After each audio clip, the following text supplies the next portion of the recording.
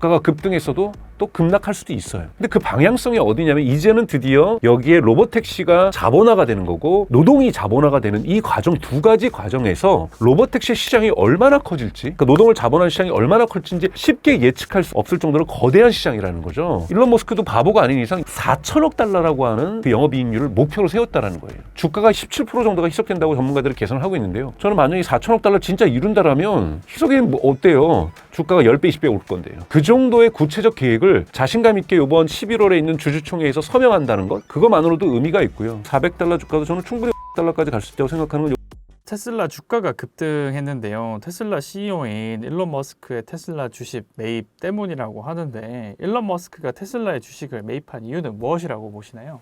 뭐 사실 테슬라 주가는 이제 뭐 흔히 말하는 삼각형 구도에 갇혀 있다가 돌파를 하기 시작을 했었고 그 하기 시작한 시점부터 일론 머스크가 시점에 사실은 들어왔기 때문에 일론 머스크 때문에 폭발적으로 증가한다고 볼 수 없지만 증폭을 시킨 거는 저는 사실인 것 같아요. 근데 일론 머스크는 이제 11월로 예고되고 있는 주주총회를 위해서 한 거죠. 이 주주총회에서 이번에 이제 그렇게 구매를 함으로써 이제 15%의 이제 투표권을 갖게 된 건데요. 이번에 주주총회가 대단히 중요한 것이 일론 머스크에게 1조 달러의 보상 패키지. 사실은 보상 패키지보다 더 중요한 것은 그것이 12개 단계로 쪼개져 있으면서 실제로 테슬라의 주가를 기업 가치를 8조 달러 이상으로 증가시켜야만 하는 어마어마한 사실은 프로젝트고 결코 쉽지 않은 부분이죠. 이 부분에 대한 CEO 보상 패키지에 대한 결정이 이루어지는 거고요. 또 두 번째로 중요한 것은 뭐 크고 작은 것들이 몇 개 있지만 두 번째로 중요한 것은 X.AI에 대한 테슬라가 X.AI에 투자함으로써 X.AI의 지분을 확보하는 것. 이미 테슬라의 차량에는 지금 그록이 들어오고 있는데요. 앞으로 계속해서 X.AI가 발전한다는 걸 전제로 한다면 특히 차량에도 들어와야 되고 옵티머스에도 이런 언어 모델이 들어와야 되는 거고 여기에서는 그록하고 협업이 되게 중요한 거기 때문에 지금은 전혀 아무런 일론 머스크를 매개로 하는 관계 외에는 기업 대 기업으로 관계가 없는 거기 때문에 이런 기업 대 기업을 관계로 맺는 연결한다는 부분에서 이번 주총에서 그 부분이 결정되는 거기 때문에 매우 중요하다고 볼 수 있고 여기에서 안정적인 50% 이상의 어떤 표를 확보하기 위해서 일론 머스크가 이 주식을 확장한 거라고 볼 수가 있고 대단히 공세적으로 2022년 당시에 트위터를 인수하기 위해서 크게 매각한 이후로 다시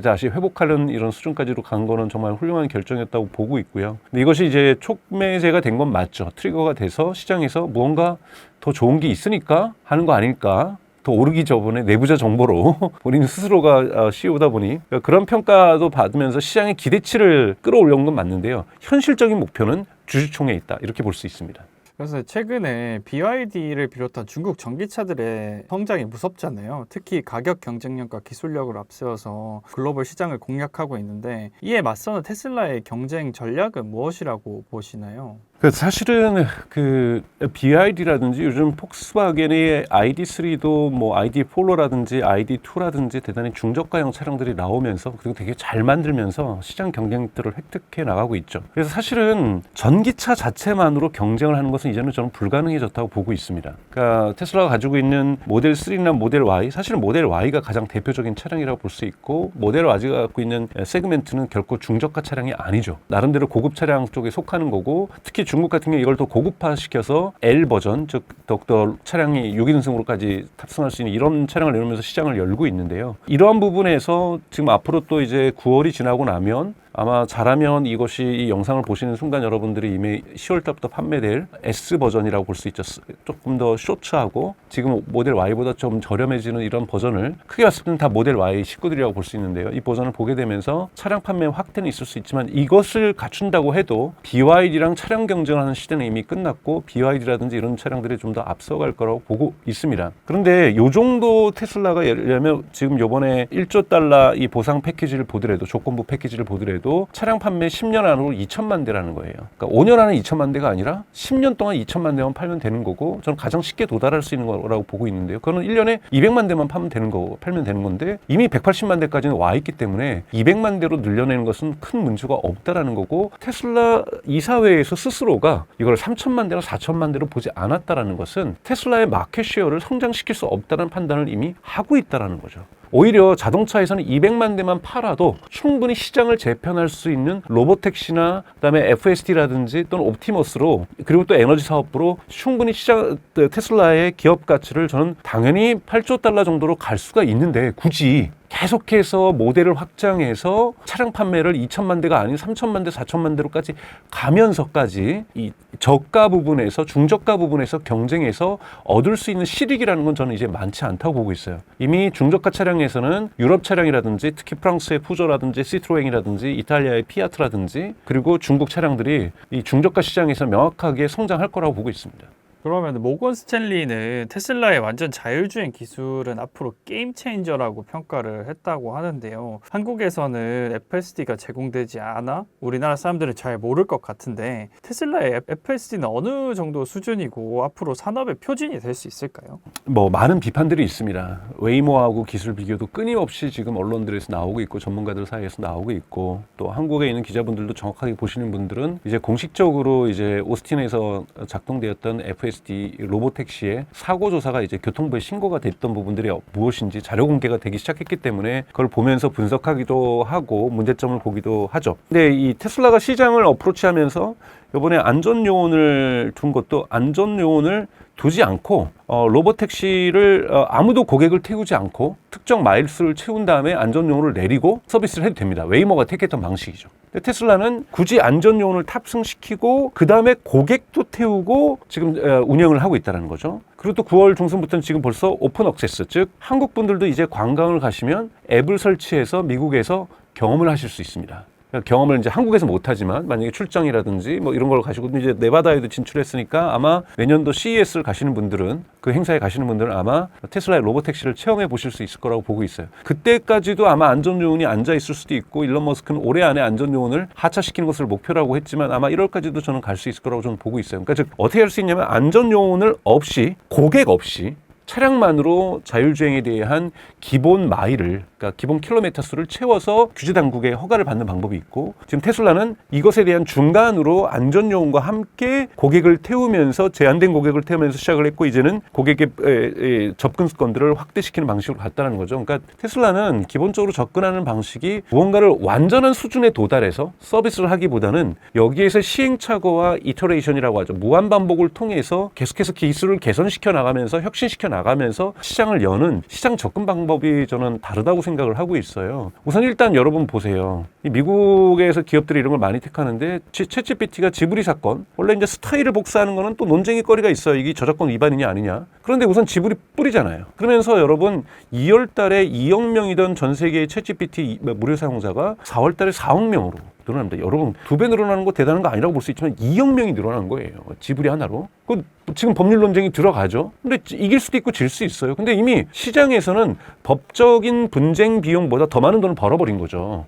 벌 수 있는 가능성들을 유저 베이스를 확보했다라는 거죠. 이런 식의 시장 접근을 하고 있는 것이 유사한 것이 지금 테슬라가 하고 있는 거고 완벽을 기해서 하기보다는 완벽해지는 과정 속에서 시장을 열어내는 과정이라고 볼 수가 있고요. 이런 부분에서 가장 기대가 되는 부분은 FS14가 이제 곧 출현한다는 거고 9월달 내로 오픈된다는 거고 FS14는 여러분도 많은 뉴스를 통해서 들으셨겠지만 FS13보다 파라미터 수가 10배가 늘어난다는 것, 퍼포먼스가 파라미터 수가 증가한다는 것은 다양한 측면에서 성능이 확대된다는 거고 특히 엣지 케이스라고 할 수 있는 어려운 상황에서 극단적인 것들이 많이 있을 수 있죠. 갑자기 자전거가 휘청거린다든지부터 시작해서 차량 옆에 가는 여러 가지의 특수 경우들 갑자기 홀 공사, 그러니까 뭐 맨홀 공사를 한다든지 뭐 이렇게 했을 때 어떻게 대처한다든지 이번에도 테슬라도 실수를 했지만 트럭이 앞에 4대가 있어서 한 대만 보여서 추월하려고 했더니 그래서 좀 달려갔더니 트럭이 끊임없이 이어지는 상황에서 어떻게 해야 될지 이건 인간 운전자도 잘 못하는 거거든요. 인간 운전자도 봤을 때 트럭이 앞에 한 대 있어가지고 이거 추월해야지 옆에 차는 계속 안 오는 것 같고 해서 나갔더니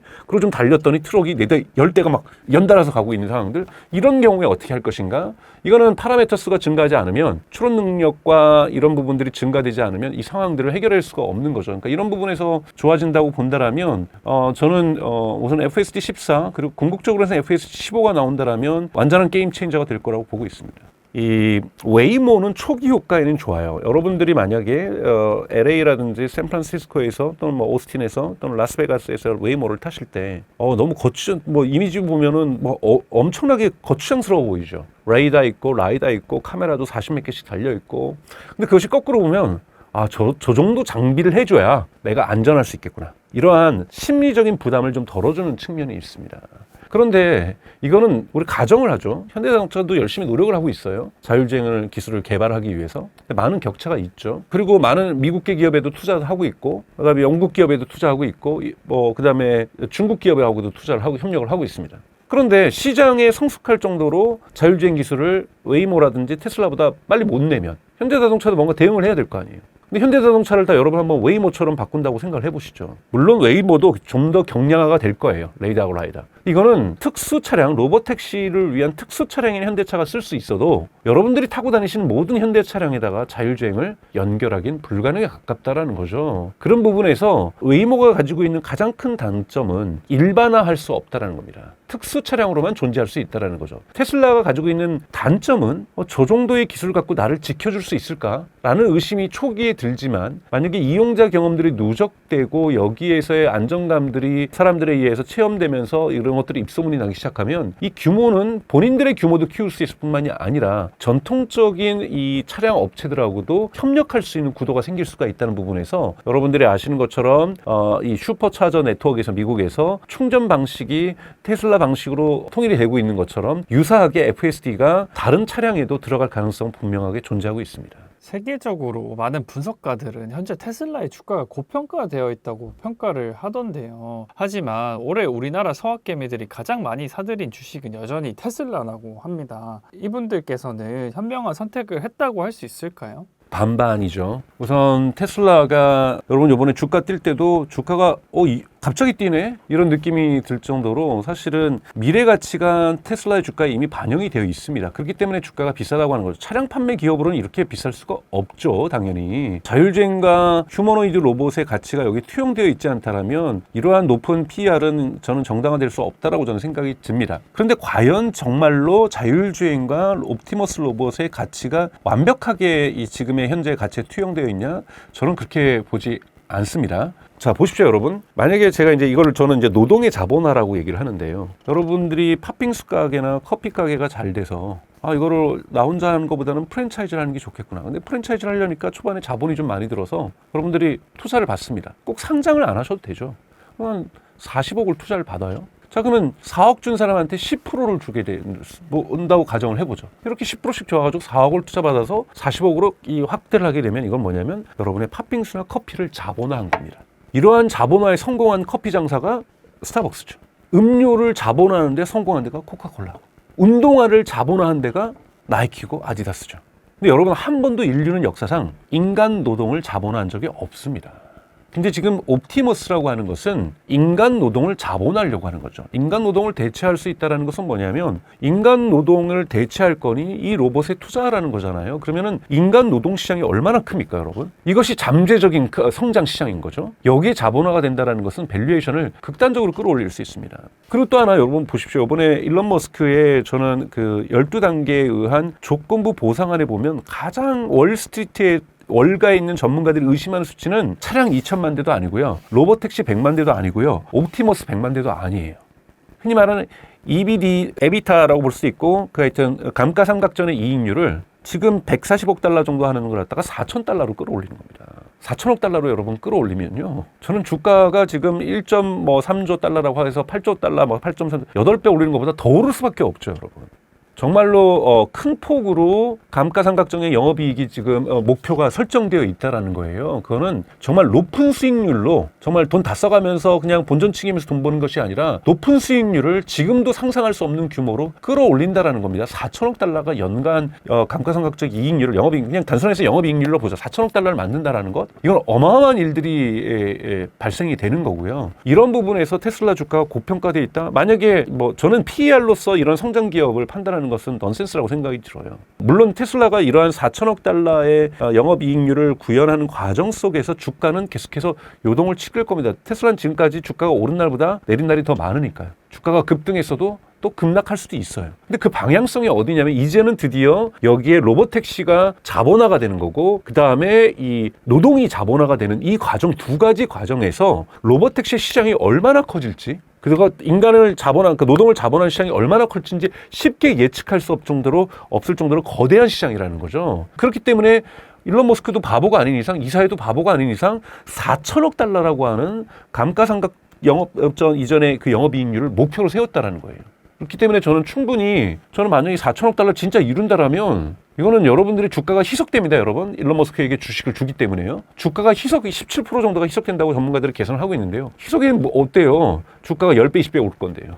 그 정도의 구체적 계획을 자신감 있게 이번 11월에 있는 주주총회에서 서명한다는 것, 그것만으로도 의미가 있고요. 그리고 지금의 주가도 400달러 주가도 저는 충분히 500달러까지 갈 수 있다고 생각하는 건 이번 3분기 실적이 저는 대단히 좋을 거라고 보고 있어요. 판매 실적 좋을 거고요, 당연하게. 모델 Y가 지금 계속해서 많이 팔리고 있고 중국에서도 기록을 세우고 있고 미국에서도 기록을 세우고 있고 이번에 베를린 기가 팩토리에서도 3분기하고 4분기 때 특히 4분기 때 이 생산량을 증대하기로 했잖아요. 유럽 일부 시장에서 많이 안 팔리는 거 사실이에요. 그리고 일론 머스크가 계속 정책 개입을 하면서 지금도 여러분 영국에 있는 극우 시위대들하고 같이 뭐 줌 연결해가지고 회의하고 막 이런 거 하거든요. 전 정말 안 좋다고 봐요. 이런 부분들 부정적인 요소 분명히 있습니다만 3분기 실적 좋을 거고 4분기 실적 좋을 거고 테슬라 심지어는 유럽 시장뿐만이 아니라 테슬라 기가 팩토리 베를린에서 담당하고 있는 시장이 30개 국가입니다. 중동이라든지 호주라든지 뉴질랜드 시장도 이쪽에서 담당을 하고 있거든요. 그러다 보니 이 시장에서의 판매가 지금 올라간다는 계산들을 하고 있다라는 고려를 하고 또 신차 모델이 또 10월 달에 나온다고 보면은 올해 또한 실적이 되게 좋을 거고요. 가장 중요하게 또 보셔야 될 것 중에 하나는 이번에 FSD 13에 14로 가는 것, 그 다음에 너바다뿐만이 아니라 네바다뿐만이 아니라 다른 지역으로 이 계속해서 이 로보택시 지역이 테스트 지역이 확장되는 것, 그리고 또 하나 이런 것들이 지금 다 하반기에 몰려 있다는 거예요. 그리고 가장 중요한 것 옵티머스의 3세대죠.